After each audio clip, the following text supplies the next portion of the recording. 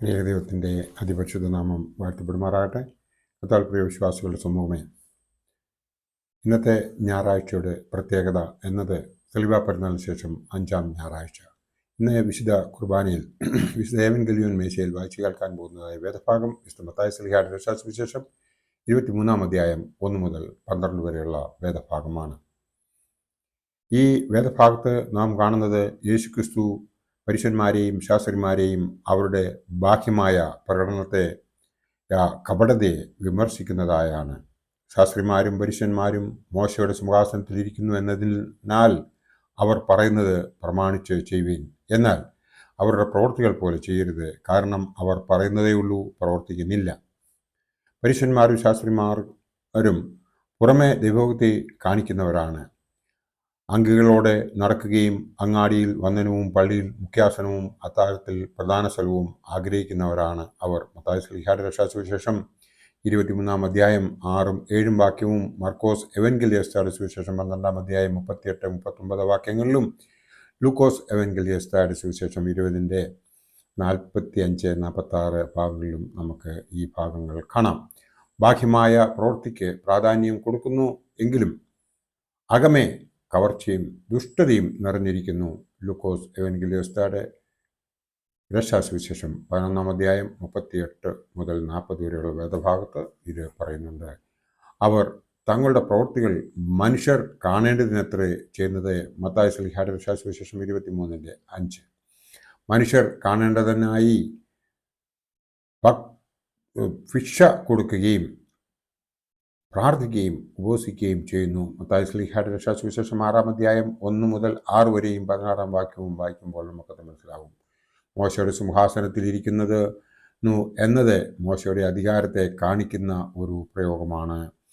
യഹൂദ പ്രമാണിമാർക്ക് ദൈവകൽപ്പനകളെ പഠിപ്പിക്കുന്നതിനുള്ള അവകാശമുണ്ട് എന്നതിനെ സ്പഷ്ടമാക്കുന്നതിന് വേണ്ടി അവർ ഇങ്ങനെ ചെയ്യുന്നു. അവർ കൃത്യമായി മനസ്സിലാക്കിയിട്ട് അത് അവരെ കൃത്യമായിട്ട് മനസ്സിലാക്കിയിട്ടാണ് യേശു അവരെ ശാസിക്കുന്നത്. യേശു ജനങ്ങളെ പഠിപ്പിക്കുന്നത് ദൈവം സത്യമായും പിതാവും ഗുരുവും ആണ് എന്നാണ്. ദൈവം അല്ലാതെ വേറെ ഒരു ഗുരുവുമില്ല എന്ന് യേശു പഠിപ്പിച്ചു.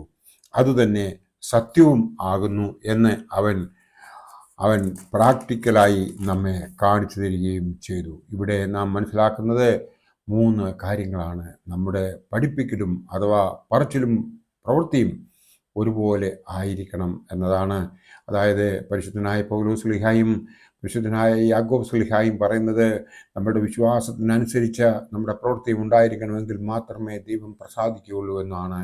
ഈ പരീശന്മാരെ പോലെയും ശാസ്ത്രിമാരെ പോലെയും നിങ്ങൾ കാണിക്കുന്നതിന് വേണ്ടി മാത്രം ഭക്തി കാണിക്കുകയും ഉള്ളിൽ നിങ്ങൾ സ്പർദ്ധയും കാപട്യവും വയ്ക്കുകയും ചെയ്യുന്നുവെങ്കിൽ നിങ്ങളുടെ പ്രവൃത്തിക്ക് യാതൊരു പ്രയോജനവും ഉണ്ടാകുകയില്ല എന്ന് എടുത്തു പറയുന്നു.